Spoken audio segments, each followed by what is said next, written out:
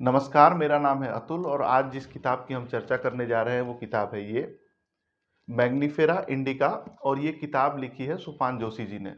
तो जैसा कि इस किताब के कवर से ही पता चल रहा है, ये किताब आमों के बारे में है। तो आइए पहले जानेंगे लेखक के बारे में और फिर जानेंगे इस किताब के बारे में। तो जो इसके लेखक है सोपान जोशी जी, वे पर्यावरण के जाने माने पत्रकार हैं। पहले भी इनकी कई सारी किताबें आ चुकी हैं और ये जिस लेखन परंपरा से आते हैं, उस लेखन परंपरा की एक खास बात रही है। वो खास बात ये रही है कि ये किताबें लिखने या कोई भी लेख लिखने से पहले बहुत लंबा परिश्रम श्रम करते हैं और धीमे धीमे जानकारियां इकट्ठी करके उसके बाद किताब लिखते हैं या कोई भी लेख लिखते हैं। इनकी तरह के जो दूसरे लेखक हैं, ये जिनको चाचा जी बोलते थे, और इनके गुरु जी अनुपम मिश्र जी, उनकी जो किताबें आई थी राजस्थान की रजत बूंदे या आज भी खड़े हैं तालाब, उसमें भी ऐसी बातें देखने को मिली थी जिसमें कि वो 15 साल 20 साल लगा के एक किताब लिखते थे।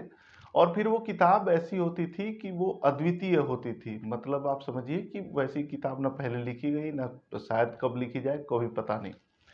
तो उसी तरीके की ये किताब है। और इनकी जो इसके पहले किताब आई थी जल थल मल, जिसमें कि जो अ, ये बात करते हैं पानी की और शरीर की और कई सारी दूसरी चीज़ों की, वो किताब भी इन्होंने 10-15 साल लगा के लिखी थी। तो ये भी कोई अपवाद नहीं है, ये किताब भी इस मामले में बिल्कुल वैसी ही है, या कहें तो उससे भी ज़्यादा जटिल है और बहुत मेहनत से लिखी गई है। जटिल बातों को जितने आसान ढंग से बताया जा सकता है बताने का इन्होंने प्रयास किया है, लेकिन ये विषय चूंकि बहुत ज़्यादा जटिल है, इसलिए ये किताब थोड़ी सी जटिल है। और दूसरी बात ये है कि जो सोपान जोशी जी हैं, ये देश और दुनिया के जाने माने जो पत्रकार हैं, स्वर्गीय प्रभाष जोशी जी, उनके सुपुत्र हैं। और इन्होंने डाउन टू अर्थ है या फिर वाशिंगटन पोस्ट है, ऐसे बड़े जो नाम है पर्यावरण क्षेत्र में, उसमें इन्होंने संस्थाओं में काम किया हुआ है। तो अब बात करते हैं इस किताब के बारे में। इस किताब के जो 3 हिस्से हैं, पहला है द फ्रूट ऑफ इंडिया, दूसरा है फ्रूट ऑफ वाइल्डरनेस और तीसरा है द फ्रूट ऑफ सेंसेस।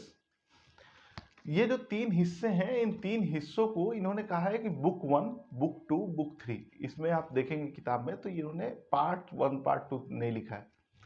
और उसकी वजह जो मुझे लगी पढ़ के वो ये है कि वास्तव में ये जो तीनों पार्ट हैं वो अपने आप में ही किताब है, क्योंकि वो इतने वेल रिसर्च्ड हैं। मुझे लगता है कि इस किताब को लिखने के लिए इन्होंने हजारों लोगों से बात की है, और हजारों एक तरह के लोगों से बात नहीं की है। आम के जितने भी स्टेक होल्डर्स हो सकते हैं, चाहे वो विक्रेता हों, चाहे वो खाने वाले हों, उगाने वाले हों, डिस्ट्रीब्यूटर हों, इसकी मार्केटिंग से जुड़े हुए लोग हों, साइंटिस्ट्स हों, रिसर्चर्स हों, पत्रकार हों जो इसको कवर करने वाले हों, पुराने नवाब हों जिनके बड़े बड़े जो है बागीचे वगैरह हैं, तमाम लोगों से इन्होंने बातचीत की है। और उसके बाद से ये इन्होंने किताब लिखी है। इसमें इनके आप समझिए कि 2004, 2005, 2006 के अनुभव है, बहुत सारी घटनाओं का जिक्र है। और आज ये 2024 चल रहा है, तो लगभग 20 साल का कम से कम इन्होंने अनुभव का सार इसमें लिखा है। दूसरी चीज क्या है कि इन्होंने अलग अलग चीजें कवर की है इन 3 पार्ट्स में। तो जो पहला पार्ट है उसमें जो आम की जीवन, आम आम से जुड़े हुए जो हमारे संस्कृतियां हैं और जो धार्मिक पक्ष है और जो हमारा जीवन का पक्ष है, वो इससे जुड़ा हुआ है। सामाजिक धार्मिक सांस्कृतिक पक्ष जिसको हम कह सकते हैं। उसमें इन्होंने बताया है कि मैं बचपन में जाया करता था मध्य प्रदेश, और उस समय अमराई हुआ करती थी और इनके एक चाचा जी हुआ करते थे जो कि इनको आम रस पिलाते थे और आम खिलाते थे। और उस तरह की उनकी छोटे पे मेमोरी है। और इनफैक्ट ये बताते हैं कि भारत में सबकी है, जितने लोगों से इन्होंने बात की है। और ये बताते हैं कि आम एक ऐसा फल है कि जिसको चुराने का भी एक आनंद है। आप जाओगे और किसी से भी बोलेंगे आपकी आम का पेड़ है, तो छोटे बच्चे से लेकर के और बड़े बुजुर्ग तक उसमें से जरूर कुछ ना कुछ 2-5%, 10% आम चोरी हो जाते हैं, गिरते हैं तो लोग उठा लेते हैं। इसमें इन्होंने कई घटनाओं का भी ऐसे जिक्र किया है, जिसमें से कि एक घटना बनारस के बीएचयू की है, जिसमें जो वहाँ का कॉन्ट्रैक्टर होता है पूरे आम के बगीचे का, वो बोलता है कि जो बीएचयू में आम नीचे गिर गए कंपाउंड में, वो आम सार्वजनिक है, उसको कोई भी उठा सकता है। और वो उठाते हुए जो व्यक्ति होते हैं वो अपने आप को बीएचयू का वाइस चांसलर समझते हैं। तो इस तरीके की दूसरी घटनाओं का भी जिक्र है कि आम को देखते ही आपके अंदर का बचपन जाग जाता है। ये बात इन्होंने बड़ी जोरदार ढंग से और बहुत ही मार्मिक ढंग से इन्होंने बताया। दूसरी चीज ये है कि आम का जो सांस्कृतिक पक्ष है, हमारे शादियों में, इसके अलावा हवनों में इसकी लकड़ी का इस्तेमाल होता है। धार्मिक जो पक्ष है, तो ये कामदेव से जुड़ा हुआ फल है। कैसे है? क्योंकि एक बार जब भगवान शंकर ने कामदेव को भस्म कर दिया था अपनी तीसरी आंख खोलकर, उसके बाद उनकी पत्नी ने जब निवेदन किया कि हमारे पति तो चले गए और फिर इस दुनिया का क्या होगा आने वाले भविष्य में, तो उन्होंने कहा कि जो कामदेव की स्पिरिट है वो कई सारी चीज़ों में जिंदा रहेगी, जैसे ऋतुओं में बसंत में जिंदा रहेगी, फूलों में जिंदा रहेगी, और इसी तरीके से फल की जब बात आई तो फल में आम में जिंदा रहेगी। तो आम एक कामुकता का भी प्रतीक है, वो चाहे साहित्य में हमारे रहा हो, समाज में रहा हो, हमारे दर्शन में रहा हो। तो उस पर भी इन्होंने बहुत गहराई से प्रकाश डाला है कि किस तरीके से आम कामदेव से जुड़ा हुआ है हमारे अपनी हिंदू संस्कृति में भी। तो ये है पहला पार्ट, पहले पार्ट का छोटा सा हिस्सा, क्योंकि इस किताब को यदि विस्तृत ढंग से बताया जाए तो इसमें बहुत ज़्यादा समय लग सकता है, क्योंकि ये बहुत ही वेल रिसर्च करके लिखी हुई है। तो पहले पार्ट का ये हिस्सा रहा। दूसरा जो पार्ट है इसका, वो इसके विज्ञान से जुड़ा हुआ है, फ्रूट ऑफ वाइल्डरनेस, कि कैसे ये पैदा हुआ। अच्छा, दूसरे हिस्से में जाने से पहले एक और जो चीज़ है मैं इसमें बता दूं पहले हिस्से में, कि ये बताते हैं कि आम जो है वो फेवरेट ब्राइब है, मतलब घूस है। तो एक ऐसा व्यक्ति जो कभी घूस नहीं लेता, ऐसे अधिकारी या ऐसे कर्मचारी या ऐसे लोग, उनको भी आम अगर आप गिफ्ट करो तो कभी कोई मना नहीं करता। आम की एक अच्छी टोकरी या आम के कुछ फल अगर आप किसी को दोगे तो कोई कभी भी मना नहीं करेगा, उसके चेहरे पे मुस्कान आ जाएगी और उसे अच्छा लगेगा। तो एक महत्वपूर्ण चीज इसमें ये भी, ये मजाक के ढंग में बताते हैं। तो दूसरे पार्ट पे अब हम आए। दूसरा जो पार्ट है इसके विज्ञान से जुड़ा हुआ है, और ये पढ़ के आपको ऐसा लगेगा कि ये किताब जो है वो किसी विज्ञान के छात्र या शोधार्थी ने लिखी है, किसी पत्रकार ने नहीं लिखी है। और इसका कारण ये है कि जो सोपान जोशी जी हैं, जब ये कॉलेज से गए थे डाउन टू अर्थ में, centre for science and environment में काम करने के लिए, तो इनकी ट्रेनिंग हुई थी भारत के एक बहुत बड़े इन्वायरमेंटलिस्ट के अंदर, और उनका नाम था अनिल अग्रवाल। तो वैसे तो सोपान जी साहित्य के विद्यार्थी रहे, इन्होंने अंग्रेजी साहित्य की पढ़ाई की है, लेकिन जो इनका शुरुआती काम था, और फिर से मैं वही बोलूँगा कि जो इनकी लेखन परंपरा है गांधीवादी लेखकों की, उसमें वो मानते थे कि विज्ञान किसी खास विषय वर्ग के लोगों की वस्तु सिर्फ नहीं है, बल्कि विज्ञान जो है जिज्ञासा से उत्पन्न होता है, और उसके बारे में सबको समझना और पढ़ना चाहिए। तो दूसरा जो हिस्सा है ये इतना वेल रिसर्च्ड हिस्सा है कि इसको पढ़ के आपको बहुत ही आनंद आ जाएगा, और आपको ये पता चलेगा कि पत्रकार, एक पत्रकार जो कि सामान्य पत्रकारिता किया हुआ है, उसने कितनी गहरी रिसर्च करके ये चीज़ें लिखी हैं। अब इसमें जो चीज़ें लिखी हैं उसके बारे में मैं बताता हूँ। इन्होंने बताया है कि आम जो है वो मूलतः भारत में पैदा हुआ लगभग 5-6 मिलियन ईयर पहले, और उस समय भारत नाम की कोई चीज़ नहीं थी, स्टेट नेशंस नहीं थे। अभी तक के नेचुरल हिस्ट्री के अकॉर्डिंग, क्योंकि नेचुरल हिस्ट्री चेंज होती रहती है, और इसकी वजह बड़ी साफ है कि उससे पुरानी कोई चीज़ मिल जाएगी तो ये मान लिया जाएगा कि ये चीज़ वहाँ की है। तो आज के हिसाब से आम भारत में पैदा हुआ। इसमें इन्होंने ये भी बताया है कि कई आम ऐसे होते हैं जिसमें एक से अधिक गुठलियाँ होती हैं। गुठलियों का जो आकार है और जो इसके गूदे का, फ्लैश का जो प्रकृति है, नेचर है, उस पर इन्होंने विशेष प्रकार डाला है। जैसे फाइबर वाला है कोई, या किसी में फाइबर नहीं है, बहुत ज़्यादा उसके अंदर रस है, उस पर बताया है इन्होंने। इसके अलावा इन्होंने ये बताया है कि आम का जो कलम लगाया जाता है, उनके अंदर जेनेटिकली जो मॉडिफाई किया जाता है, वो किस तरीके से जो नीलम और तोतापरी जो दो आम है उनके अंदर करना आसान है, और जो तोतापरी आम है वो किस तरीके से, जो जितने भी आम से बने हुए ड्रिंक्स हैं उसमें 90% तोतापरी आम यूज होता है। इसके अलावा इन्होंने ये बताया है कि कैसे जो पुराने समय में जब आम छोटे छोटे कई सारे फल होते हैं, जैसे जामुन, बेर इत्यादि, जिनकी छोटी गुठलियाँ होती हैं, तो उन गुठलियों को चिड़िया इत्यादि परागण के समय ले जा करके दूसरे जगह पे डाल देती थी, दूसरे पेड़ उगाते थे। लेकिन आम एक ऐसा फल है जिसकी गुठली बड़ी होती है, तो उसकी गुठली को कहीं ले जाने के लिए किसी बड़े जीव जंतु की, समझदार जीव जंतु की जरूरत होती है। तो ये बताते हैं कि हम ये समझते हैं पहले कि आम जो है परोपकार कर रहा है अपना फल देकर हमें, लेकिन दरअसल जो प्रकृति की इकोलॉजी है, डीप इकोलॉजी है, उसके अंतर्गत आम हमें लालच देता है। वो एक पैकेज है, उसकी पूरा उसका जो फल है वो एक पैकेज है, जिसके अंदर उसकी गुठली है और उसके ऊपर लालच का कुछ चीज लगा हुआ है, जो उसका गूदा है, जो फ्लैश है। और उसके लालच के कारण हम उसे एक जगह से दूसरी जगह ले जाते हैं। वो खा लेते हैं हम ऊपर वाला गूदा और गुठली फेंक देते हैं, जिसकी वजह से आम का उद्देश्य पूरा होता है। तो एक्चुअली जो हम फल खा रहे हैं वो उसमें न सिर्फ हमारा स्वार्थ है बल्कि पेड़ का भी स्वार्थ है कि उसकी गुठली एक जगह से दूसरी जगह ट्रांसफर हो सके। तो इस बात को इन्होंने इतनी गहराई से और इतने अच्छे ढंग से बताया है कि जो कि काबिले तारीफ है। और इसमें इन्होंने ये भी बताया है कि आम के जो टाइप्स हैं, जो प्रकार हैं, उनकी गिनती करना संभव नहीं है। उसका कारण ये है कि एक ही आम कई जगहों पे कई नामों से जाना जाता है। तो 1000 किस्मों के आम हो सकते हैं, लेकिन हो सकता है कि उसमें से एक ही नाम दो जगह पे अलग अलग नामों से जाना जा रहा हो। दूसरी चीज ये है कि जो भी आम नेचुरली तरीके से उग रहा है, उसमें कभी भी दो आम के पेड़ों में एक जैसा एग्जैक्टली स्वाद नहीं होगा। और उसका कारण है आम के जेनेटिक्स। उसके वजह से क्या होता है कि इसके जो जेनेटिकली मॉडिफाई करना इस आम के पेड़ को और आम के पौधे को बहुत डिफिकल्ट होता है। कुछ ही इसके ऐसे प्रजातियां, जैसा कि मैंने बताया, नीलम और तोतापरी, जिनको जेनेटिकली मॉडिफाई किया जा सका है। ये हम सब जानते हैं कि ये हम सब जानते हैं कि आम एक साल आता है फिर दूसरी साल नहीं आता है। कुछ एक ऐसी प्रजातियां हैं जैसे तोतापरी जो कि हर साल आती हैं। इसमें इन्होंने शुरुआत से लेकर के लगभग 2-3-4 मिलियन ईयर से लेकर के और अभी तक का पूरा इतिहास बताया है। और इन्होंने ये भी बताया है कि आम की जो ग्राफ्टिंग है, कलम लगाना है, वो कैसे शुरू हुई एग्जैक्टली। और वो बताते हैं कि लगभग 4-5 ईसा पूर्व से ही शुरू हो गया, फिर बाद में इस पे बहुत ज़्यादा तेजी आ गई।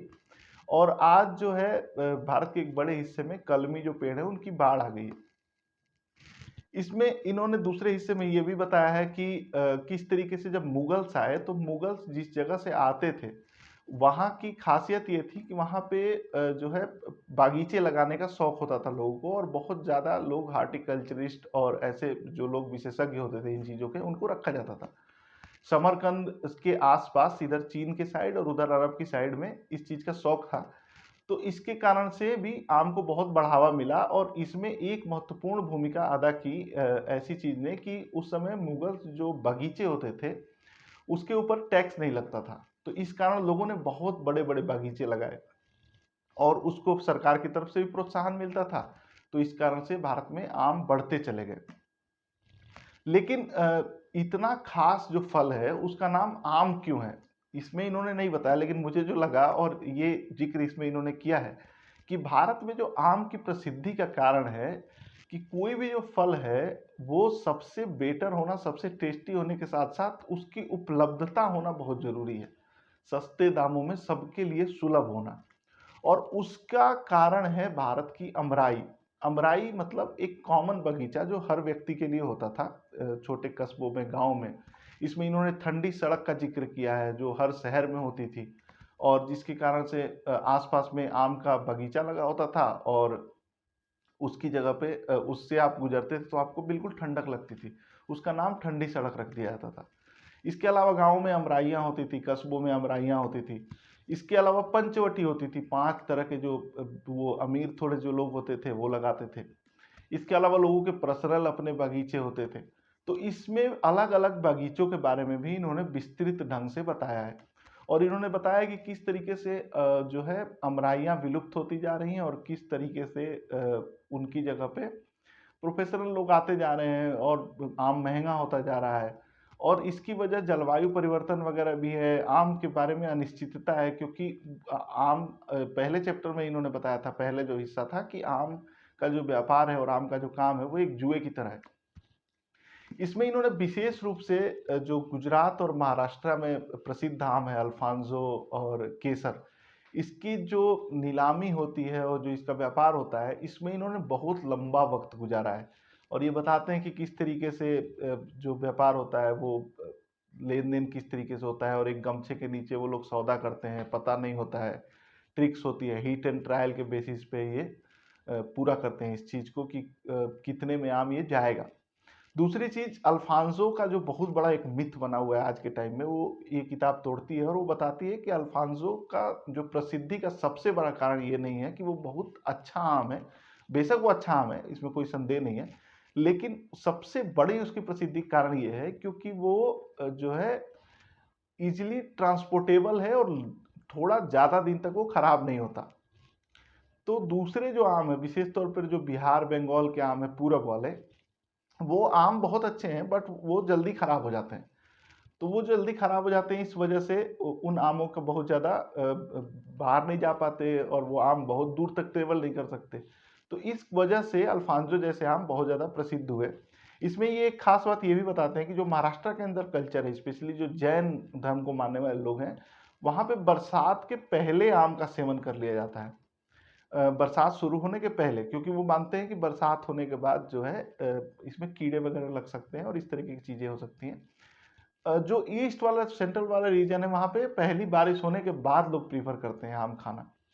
तो इस तरीके की न जाने कितनी सैकड़ों हज़ारें बातें इस किताब में छुपी हुई हैं, जो कुछ एक मुझे याद आ रही हैं और जो मेरे दिमाग में अभी आ रही हैं, वो मैं आपको बता पाया।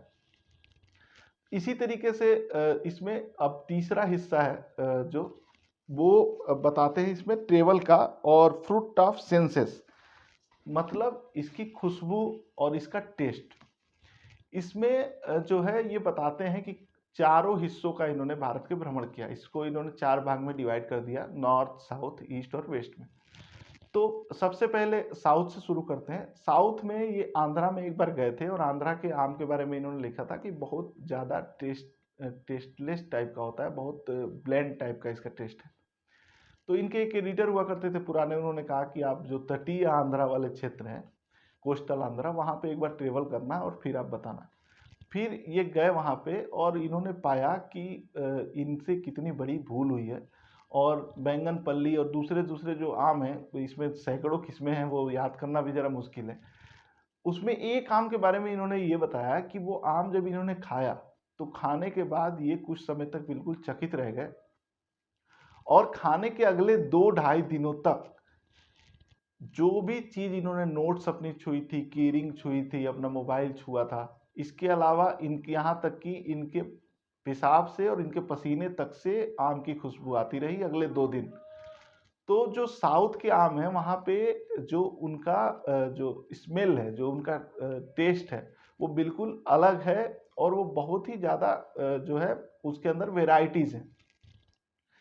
इसके अलावा अब दूसरा हिस्सा जो है और इसमें इन्होंने सैकड़ों तरीके के आम बताए हैं, आंध्र प्रदेश में, तेलंगाना में, और इन्होंने बताया कि वहाँ पे जो लोग हैं, जो साउथ की यात्रा इनकी रही, उसकी खास बात यह है कि वहाँ के जो लोग इनको मिले और जो बाग को संभालने वाले लोग मिले, उनके अंदर एक तरह की हम्बलनेस है और वो आम से अपने बेहद प्यार करते हैं और जो लोग बाहर से आते हैं, वो सबसे जो एक्सपर्ट है वो अब दूसरे के आम के बारे में पूछते हैं, उनसे झगड़ा नहीं करते, बल्कि आपके अपने क्षेत्र के जो आम हैं उनके बारे में वो चर्चा करते हैं।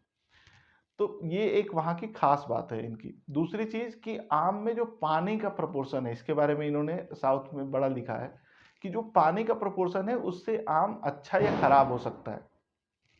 अच्छा इस मायने में क्योंकि अगर पानी उसे बिल्कुल ठीक ढंग से मिले, उसके बिल्कुल कंपेटिबिलिटी हो, तो आम का जो टेस्ट है और जो कलर है वो बहुत ही अच्छा होगा।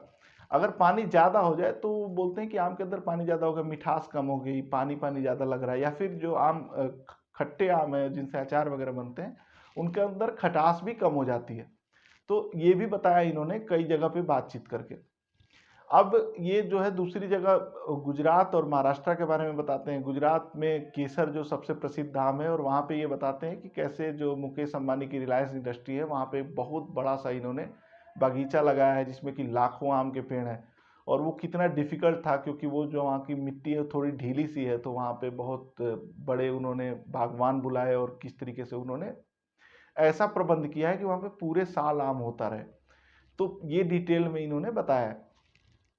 इसके बाद से जो नॉर्थ का हिस्सा है, नॉर्थ के हिस्से में इनकी बहुत ज़्यादा डिसअपॉइंटमेंट रही है उत्तर प्रदेश के आमों से। उत्तर प्रदेश में जो मलिहाबाद वाला इलाका है, वहाँ पे ये बताते हैं कि ये लोग पास्ट में जी रहे हैं, एक तरीके से डिटेल में बात नहीं करना चाहते हैं और अपने बाग को प्रेम नहीं करते। तो बाग जिनके भी हैं, जो उन बागों के मालिक हैं, वो इस वजह से हैं क्योंकि आज़ादी के बाद बाग लगाने पे जो भूमि सुधार हुए, रिडिस्ट्रीब्यूशन ऑफ लैंड हुआ, उसके अंदर उनको छूट दे दी गई कि बाग की संपत्ति को अलग माना जाएगा। तो बहुत सारे लोगों ने बाग लगा दिया, लेकिन उनसे बाग से उनका आपसी में कोई लगाव नहीं है, बाग के प्रति उनका कोई मोह नहीं है।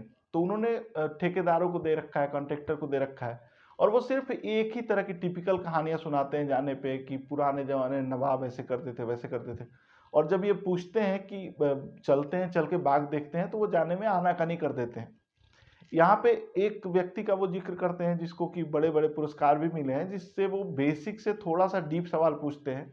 तो उसको आदत हो चुकी होती है ऐसे पॉपुलिस्ट क्वेश्चंस की, जो कि ऐसे टीवी पे और आम के सीजन में चलते रहते हैं, क्योंकि आम के सीजन में सबसे अधिक स्टोरीज भारत में किसी फ्रूट पे होती है तो वो आम पे होती है। तो ये जब पूछते हैं डीप सवाल तो वो बिल्कुल सकपका जाता है और परेशान हो जाता है और इनको जवाब नहीं देता है। फिर ये निराश होकर के लौटते हैं। और इनकी बहुत बड़ी एक डिसअपॉइंटमेंट है कि जिसके भी ऑर्चर्ड्स हैं, जिनके भी बागीचे हैं, वो लोग अपने बागीचों की कद्र नहीं करते और बागीचों को उन्होंने कॉन्ट्रैक्टर्स यानी ठेकेदार के भरोसे छोड़ दिया है। चौथा जो थर्ड थर्ड जो पार्ट है, उसका चौथा हिस्सा है जो ईस्ट में, बिहार और उड़ीसा में।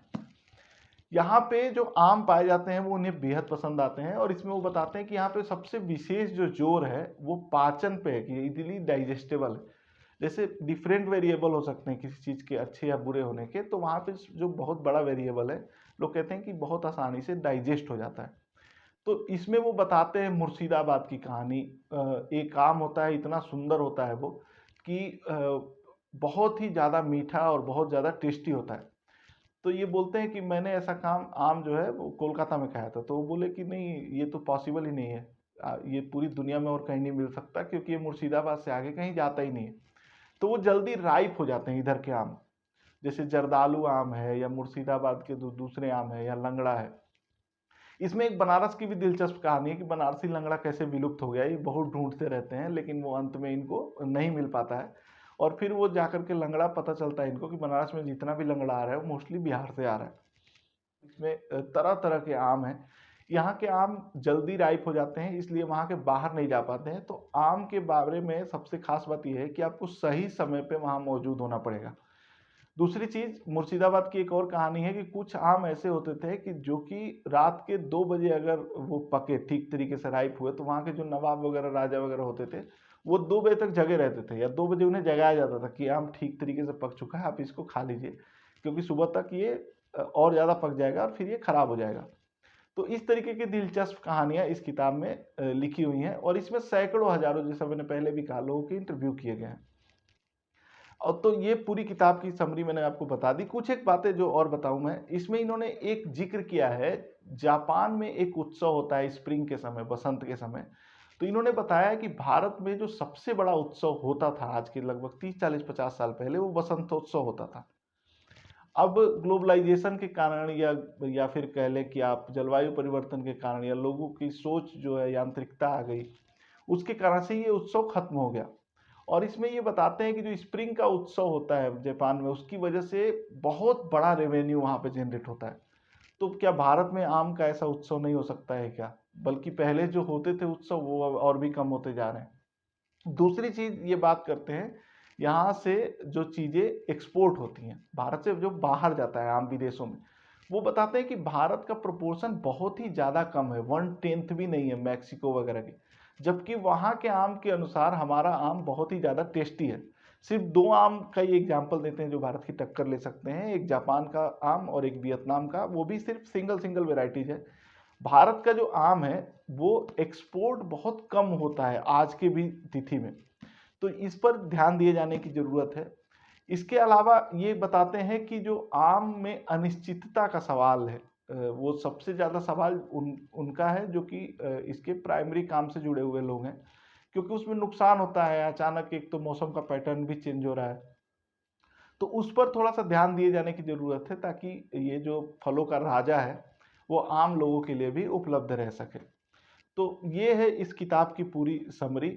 ये समरी हम पूरी तरह से बता पाने में सक्षम नहीं हो पाए, क्योंकि ये समरी इतनी ज़्यादा ये डिटेल्ड बुक है, क्योंकि इसमें चीज़ें बहुत ज़्यादा हैं, तो उसको बताने में बहुत ज़्यादा समय लगेगा और उस चीज़ को याद रख पाना भी बड़ा कठिन काम है।